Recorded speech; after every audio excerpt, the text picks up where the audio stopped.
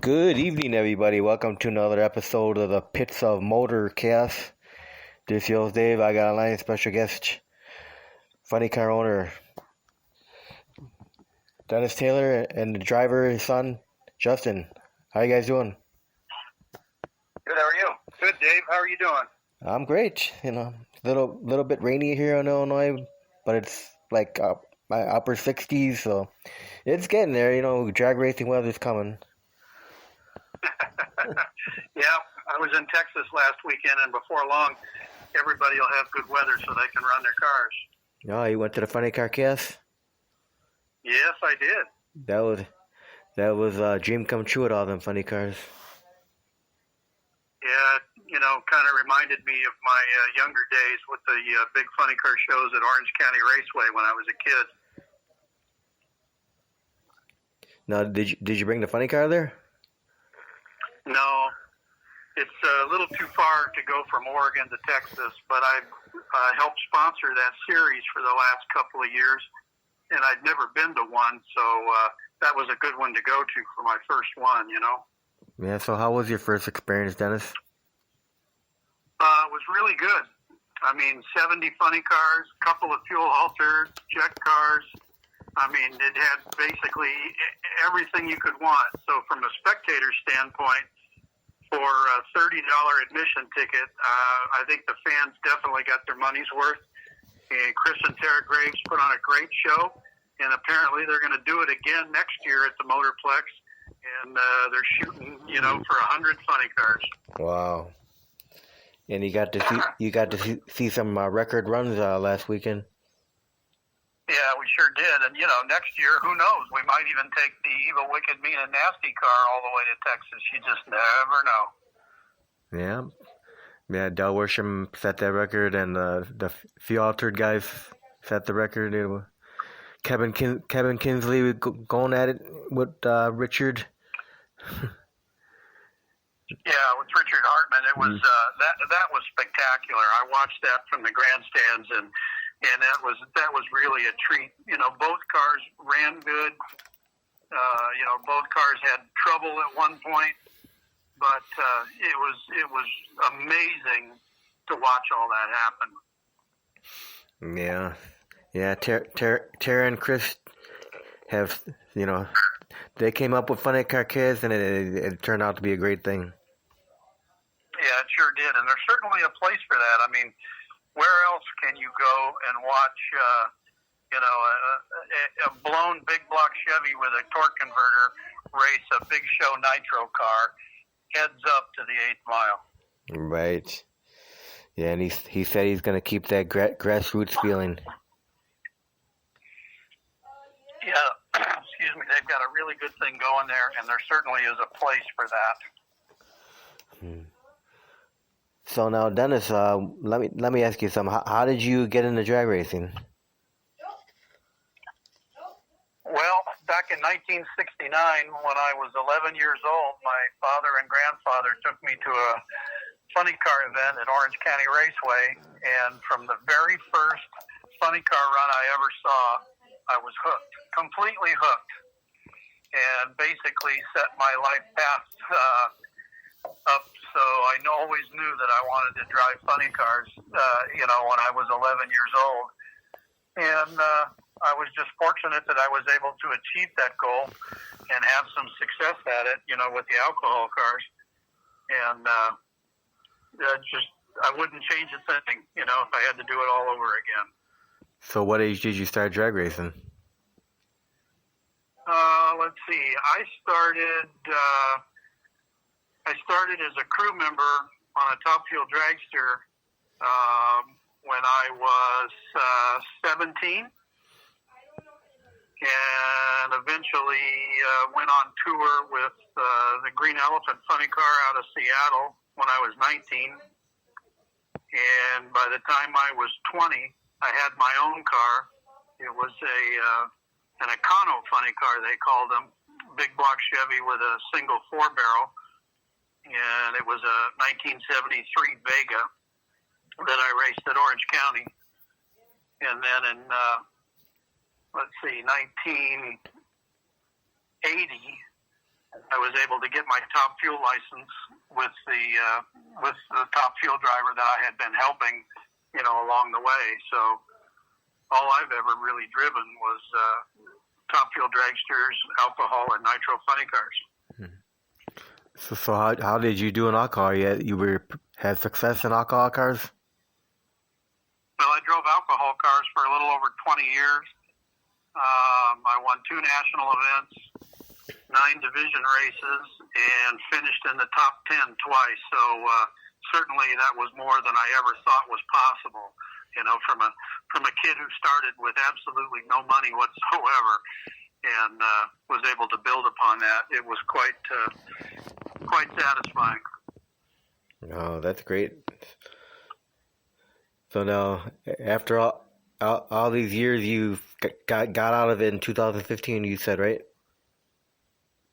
Yeah, in 2015, I stepped aside. My son got his license in our Nostalgia Nitro car, and he's been driving it ever since. And he's done a great job with it. I'm really proud of the driving job that he's done. And again, he didn't have any other prior experience other than working on our car and some other people's cars along the way. So all he's ever driven is a nitro funny car. Wow. So your dad got you into drag racing, Justin? I was kind of born into it. I don't think I really had a choice.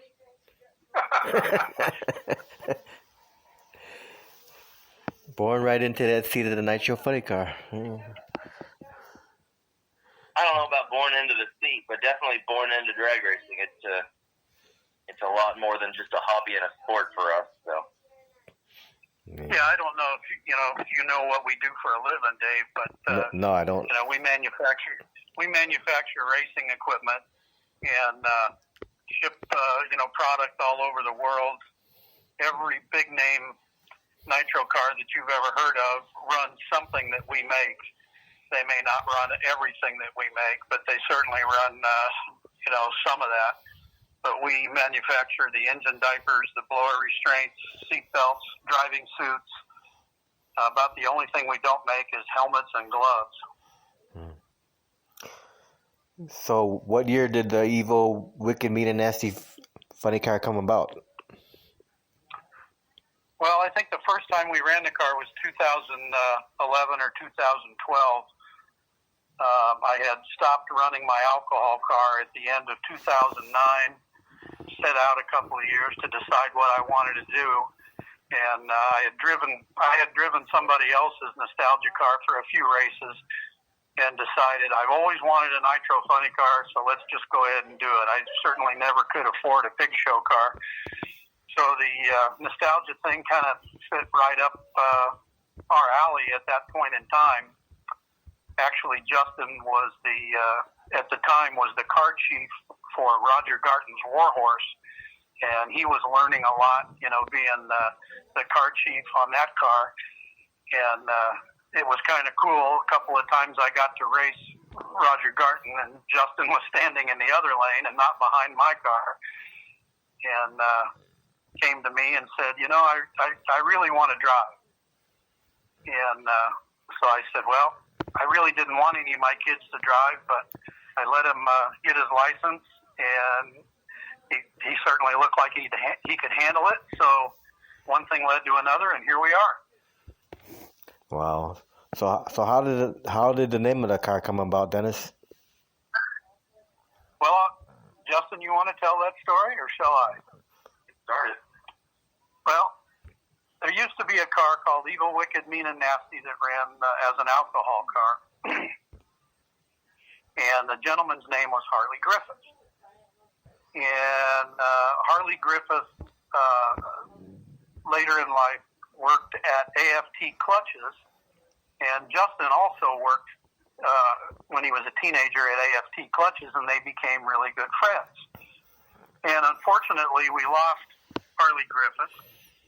And when we were deciding what to put on the side of our nostalgia car, we really thought it needed a name like the cars of the 70s had, and not, you put Dennis Taylor on the side and nobody's going to care.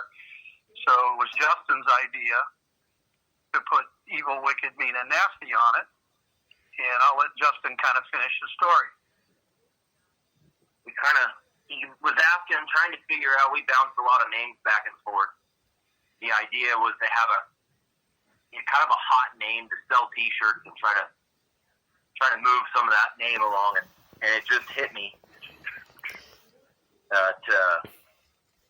that car, Harley's car, always sold a lot of T-shirts that always looked good, presentable, and the name kind of stuck around, and it almost hit me like a ton of bricks. It almost like Harley had passed at that point. It was almost like he hit me in the back of the head, and decided that if you wanted to have a car with a name on it that would sell a T-shirt, this was it. Let's put a little bit of a tribute car together, and with permission from his wife, here it is. Wow, that's a beautiful car. Thank you. Now, what kind of body is that on the car? The body, it's a 73 Mustang.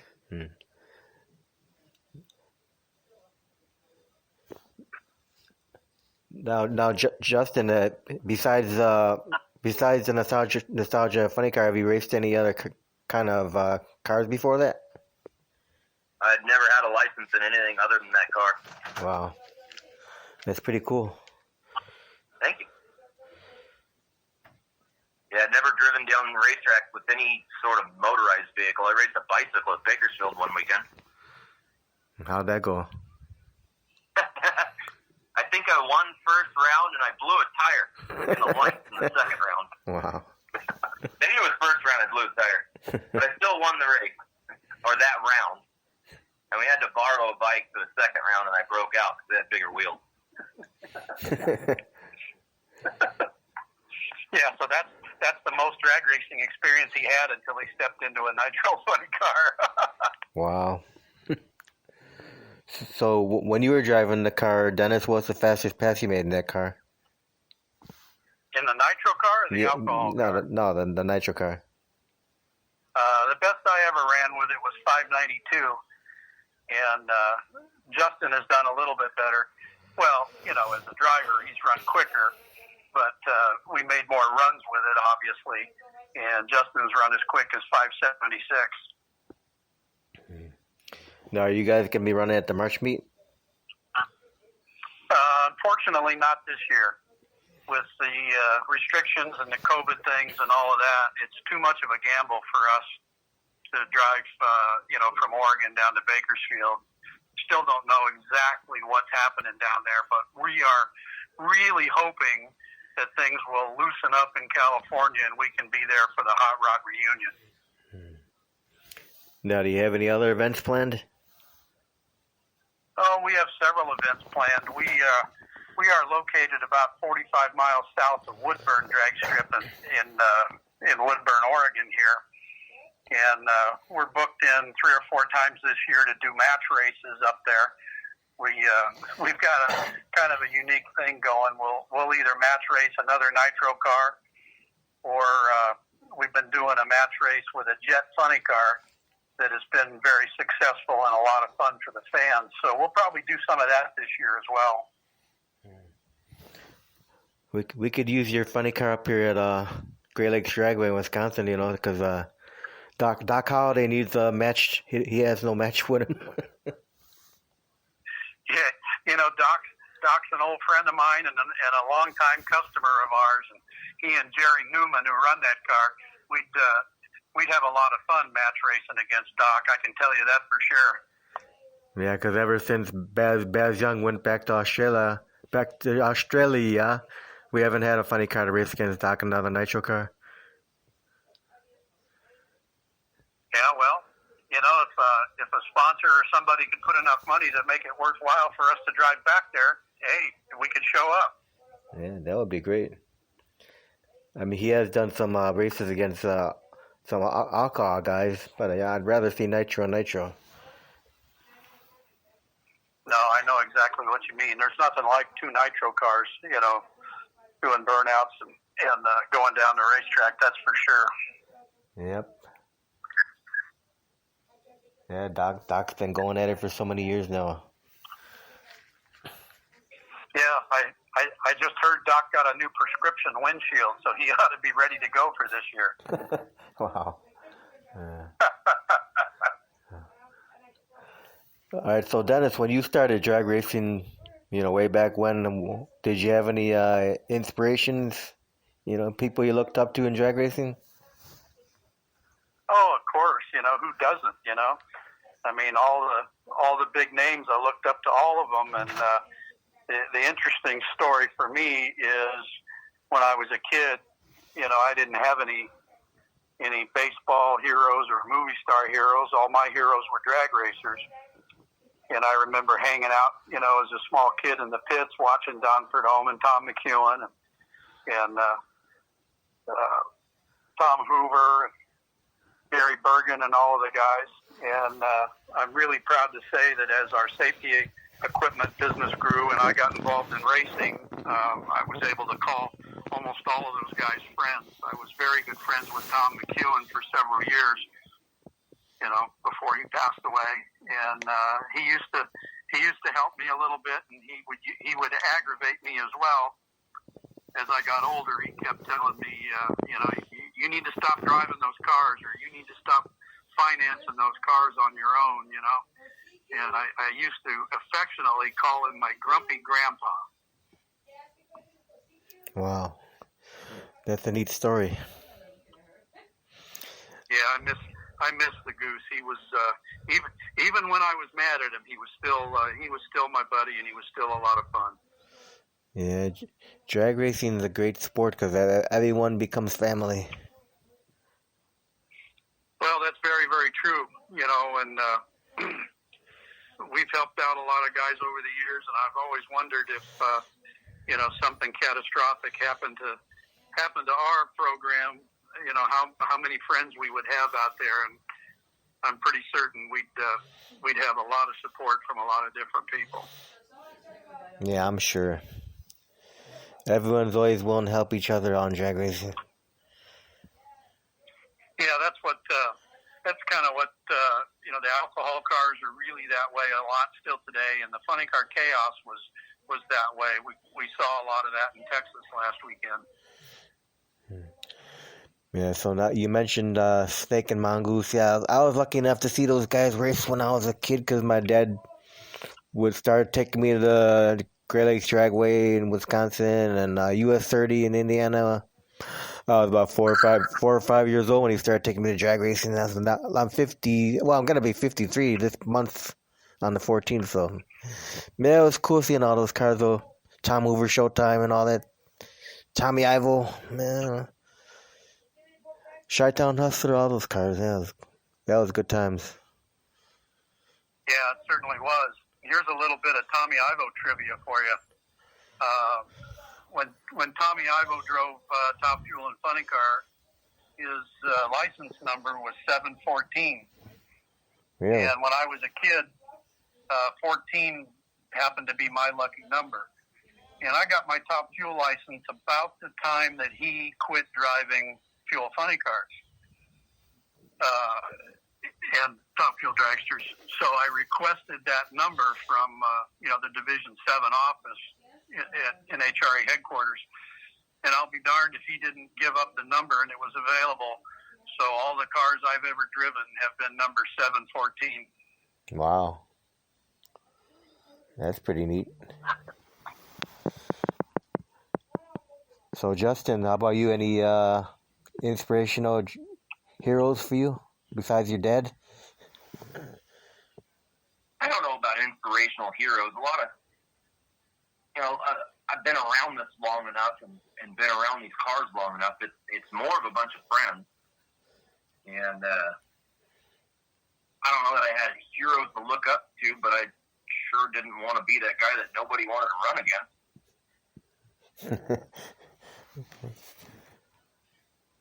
So when you used to watch the funny cars when you were younger, you didn't say, "Oh man, I want to be like him."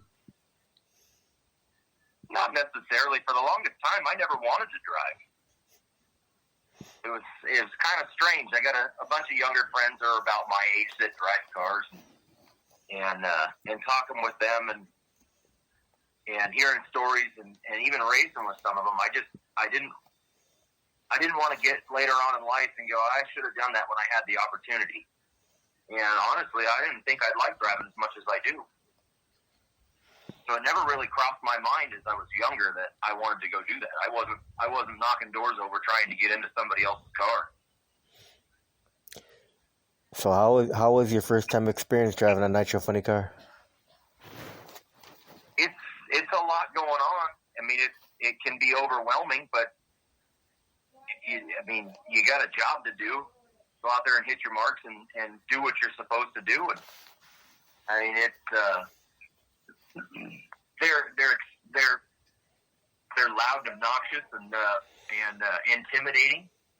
But it's only going to go as fast as your right foot will allow it. Did you do a full pass on your first run in a funny car? No, not at all. No, I wouldn't let him, and obviously getting a license, there's a whole procedure that you have to go through. But, Dave, I will tell you this. I've always had this theory. I've been around long enough to watch a lot of second-generation racers. And I always had this theory that the kids that grow up around this, you may not think they're paying attention when you're talking to your crew chief or your wife about, what happens on a run and whatever. But realistically, the kids are soaking it up and, like a sponge. And when Justin started driving, I was pretty nervous. But I had to trust that theory that I had about the second generation. And I'll be darned if I didn't prove that theory with my own kid. So now, after all these years in drag racing, Dennis, what still keeps the passion going? I'm sorry, what was the what? I said, what still keeps you passionate about drag racing after all the years? I don't know if I can answer that. It's part of our lifestyle. It's like I tell customers here at work, this isn't just a job for us. This is our lifestyle. This is what we are into. We don't have a lot of other hobbies. In fact, I kid people sometimes that I need a hobby. We deal with racers all day at work, and when we want to go play with our race car, we deal with racers at the racetrack. So, I think both of us could use a hobby. Oh, so Justin, you don't have no other hobbies outside drag racing either? I have too many hobbies. That's the problem. I have too many wants, desires, and not enough time and talent to finish any of them. No, I ride dirt bikes. I used to race motocross a little bit. Actually rode my dirt bike last night for the first time this year, and it actually felt pretty good just to get outside and get outside of work. You guys don't go fishing? Occasionally. We happen to have a lake on our property here that's stocked with fish, and Justin's probably the best fisherman of the family and catches the most fish. I don't know if that's by luck, chance, or skill, but I know that's a good way for him to relax. A lot of times at the end of the workday, he'll leave a little early, head out the back door, and go stand on our dock down there and fish and relax himself with a cold one. Yeah, me and my wife love fishing, so yeah, even if we don't catch anything, like you said, it's just relaxing to be out there. Yeah, get out there in the sunshine and decompress a little bit. Oh yeah. So, Justin, what do you enjoy most about being a drag racer? I think it's probably the friendships, all the relationships that go along with it. Definitely seeing all your friends whenever you go to the racetrack. Definitely rewarding. Is there anything you hate about being a drag racer? Time away from home sometimes. Drag racers are a bunch of workaholics that hate money. And sometimes you look at it at the end of the weekend and when you've thrashed all weekend, and sometimes drag racing isn't fun until like Tuesday after the event. Then it was like a pretty good time. But it's always a good time. So if you didn't become a drag racer, what do you think you'd be doing now? Dirt bike? No, I don't have enough talent for that. I don't know. Probably still be running a sewing machine regardless. Now, if you guys can have the fans remember one thing about Taylor Racing, what would you want the fans to remember about the funny car? Well, I know what I would say, and that's the fact that I would like the fans to respect us, and we always have time for the fans to sign autographs, and we run a very, very clean operation, and very presentable, and try to run as hard as we can. What about you, Justin? I would definitely say that what I think is when we're pitted at the racetrack and fans are coming in and they see our car, I hope they get excited that we're there. I'm sure they do. Now, Justin, do you think that you could get any better as a driver, and if so, what do you do? Oh, absolutely. How do you achieve that? I nitpick myself every lap. You just need more laps. It's just time. A lot of seat time, huh? Absolutely.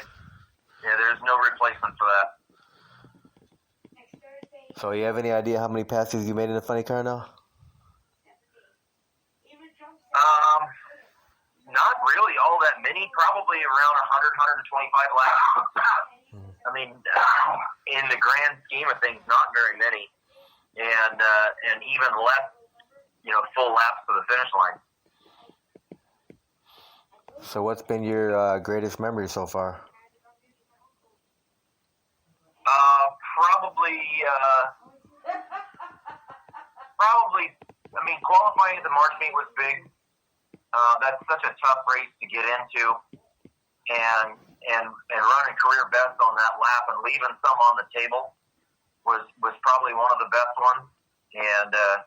And even getting around when at the Hot Rod reunion the year prior was pretty big. So Dennis, what's been your greatest memory in drag racing?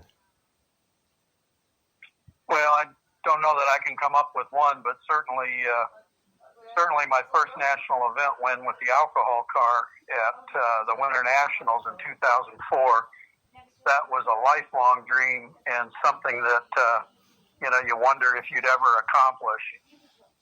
And that one race, certainly stands out as one of the highlights for sure. I guess you could say, realistically, the other highlight is the fact that I'm racing with my son, even though he's driving and I'm not.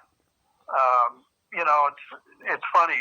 We work together every day. We race together, and we get along so well. We really don't have any arguments. We don't complain or get upset about how we're running the business or the race car,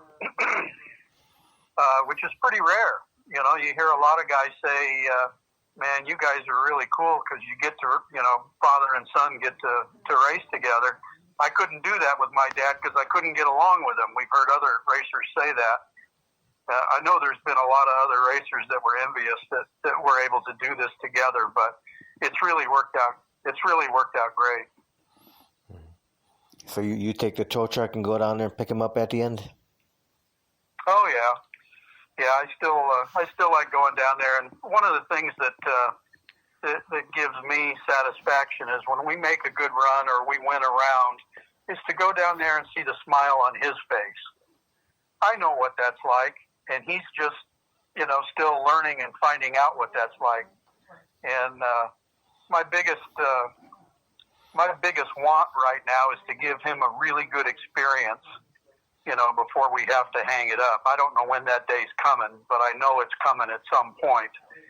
But I just want him to have a really good experience, and if we can upset some people's day, by beating them, that's just icing on the cake for us.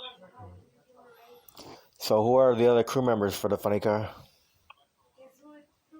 Well, my crew chief is a guy by the name of Terry Morrow. Terry's been around the sport as long as I have, and he actually works for Alan Johnson at AJPE, Alan Johnson Performance Engineering.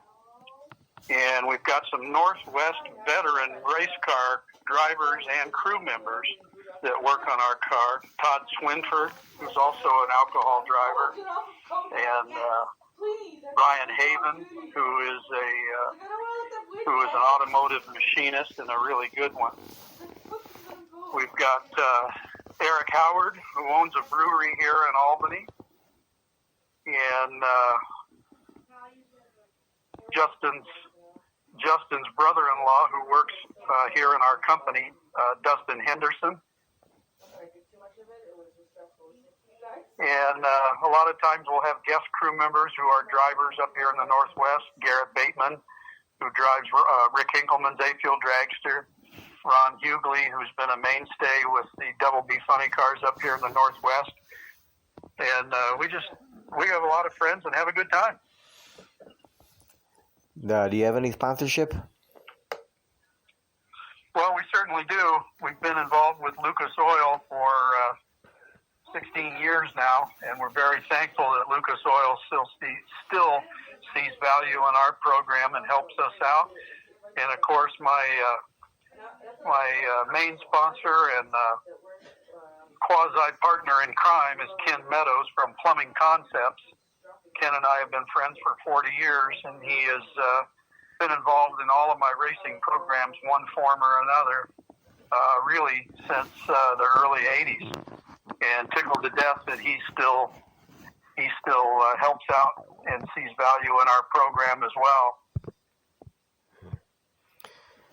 All right, so Justin, when you get in the staging lanes, do you have any pre-race rituals or superstitions when you get out there? Not necessarily. I like to look everything over, and being as a crew guy, half the time, there's a couple things I look for. Not really. Just I try to do the same thing every time. What about when you were a driver, Dennis? Did you have any pre-race rituals or superstitions? No, not really. Just I would always put per se the left glove on first before the right. You always get in the car from the left side. You try to do all that stuff the same. I'd make the burnout, and then I'd back up. I'd make sure I had it in low gear so you didn't make a mistake and forget to put it in low gear. Just little things like that. But once the engine fired, all your apprehension and anxiety goes away, and you become a fierce competitor, almost like a warrior. Almost like going to war. It's either kill or be killed with your opponent, kind of a thing. Yeah, I always hear the story when you're up there by the Christmas tree, the person in the other lane's your biggest enemy. Then you get to the end of the track, and you guys are best friends again.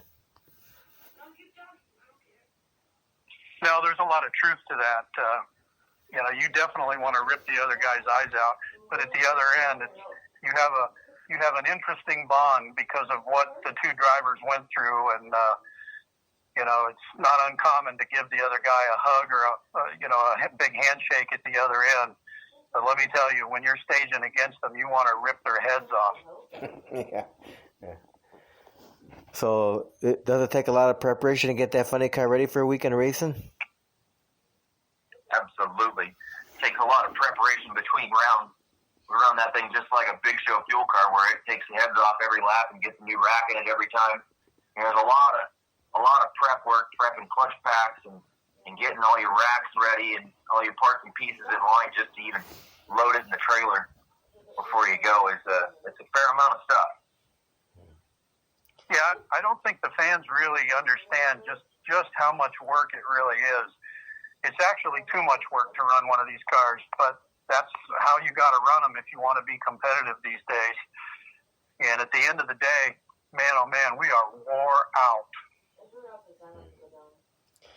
Now, do you guys have any favorite tracks to go to? Well, we definitely like running at Woodburn. Obviously, Bakersfield's a good one. There'd be some fun places to go to. We went to Denver with it a couple of times. That place is very tricky. We haven't had any success there, but it's one of those things where I'd like to go back and for redemption. I don't know if it'll happen or not, but there's some other fun places that look like a good time to go to. Now, how about when you were racing Dennis? Did you have any favorite tracks? Well, I had a lot of favorite tracks. I mean, when we ran alcohol, I ran all over the country. Indianapolis was cool to go to. I always liked going to Seattle, and for whatever reason, we always did really well in Seattle. I won the national event there, and I won two regional races at Seattle as well. And it just seemed like every time we unloaded the alcohol car at Seattle, it always ran good, and we always did well there. So I've got a lot of fun places. Sonoma was another one that when the alcohol cars ran at Sonoma, that was a great place to drive at. The Las Vegas track, especially at night because it's so well lit, and all the pits are paved. There's no parking on grass or dirt, and that's really a professional racetrack to go to. Have you guys ever ran a car in 8th Mile? No, we never have. We test a lot at Woodburn, and a lot of times we will not go to the finish line during testing, and we'll go to the 8th mile. And the reason that we do that is with the incremental timers set up on the racetrack. When you're testing and trying things, you're trying to get the car, to run harder down low, because that's where all the ET and the elapsed time comes from, is the first 330 feet or the first eighth of a mile. So if you can get the car to run good to the eighth and speed to the eighth, it'll carry itself to the finish line. So, like I said, a lot of times we'll shut it off at the 8th mile just testing, but we've never run an event to the 8th mile. I think that'd be kind of fun. It puts more emphasis on the driver, certainly, because you don't have enough room to make it up if you're late. So the first time could be the Texas Motorplex next year. We'll see. Well, like I said, you just never know where we'll show up at. So where do you get Justin's fire safety equipment from? Right outside this door here. Now, since we make everything here ourselves, obviously he's got Taylor Motorsports products for safety equipment.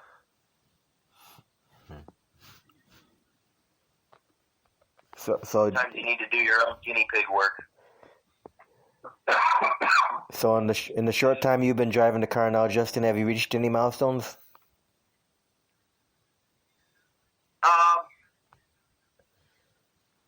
I don't know about milestones. It's just personal goals, probably more than anything else. I mean, just trying to run well and be competitive. Each trip out, anytime we can run a career best is always a milestone. Well, he hasn't run it into anything yet. He hasn't run over a centerline foam block or anything yet. So that's a pretty good milestone right there. You haven't become a cone hunter yet? No. No, and if he does, he's going to pay to fix it. Because I always tell him, don't try to be a hero. There'll always be another run or another race. So if you hit something with it, chances are you might get fired.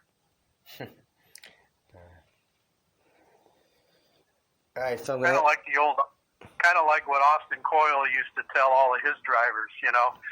If you break my race car or demolish my race car, I will kill you. That's what Austin used to tell most of his drivers. All right, so Justin, do you have anything on a bucket list, as far as drag racing goes, that you would still like to try someday? I'd like to try winning as a driver. That'd be pretty neat. Maybe one of these days we'll get that out of the way.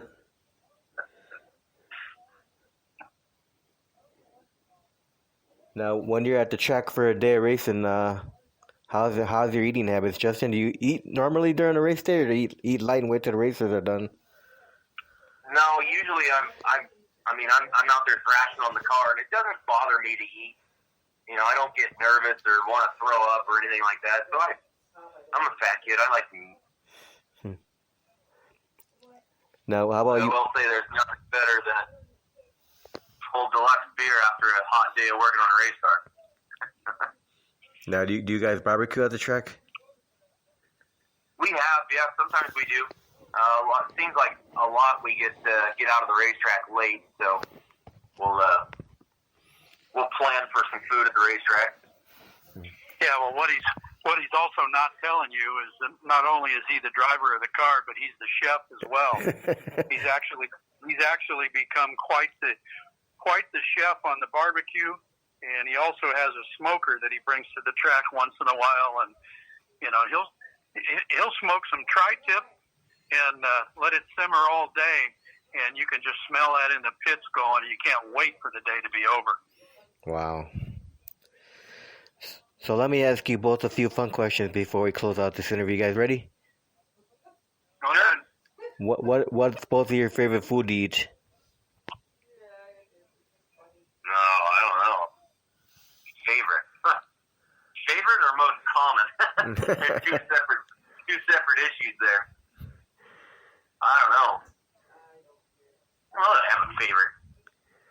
It's like picking a favorite band. It's just an unfair question. Yeah, I'd have to say, Mexican food. I certainly like going to have Mexican food after a day at the races. All right. So what's your favorite beverage, both of you guys? Depends on the mood. Long day of working, I'd rather have a cold beer. Yeah, I'd have to agree with that. Any specific brand? Oh, our Clutch guy owns a brewery, so I gotta say Deluxe Brewing. Dennis?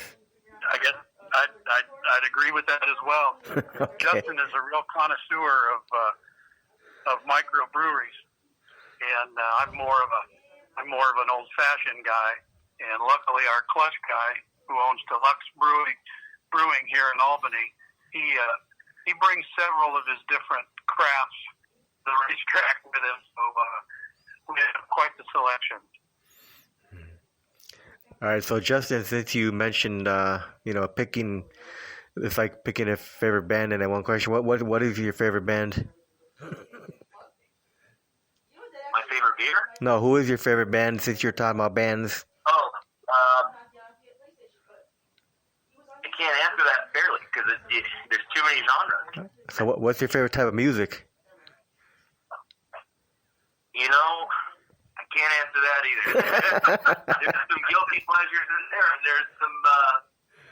I go from anywhere from Johnny Cash to ska music to punk rock to.